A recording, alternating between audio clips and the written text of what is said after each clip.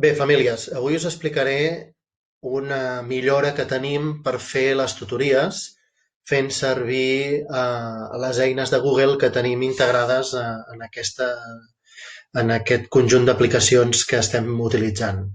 Com ho farem això? Mireu, entreu al vostre correu, el de l'alumne, jo tinc aquí el meu d'alumne de proves, aleshores entrarem a la classe, anirem al Classroom,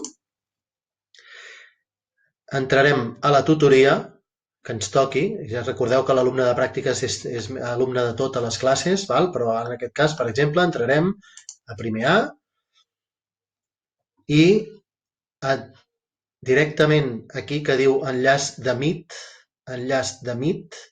cliqueu en aquí i aquí, quan ja hagueu quedat amb la... Hola, sóc jo.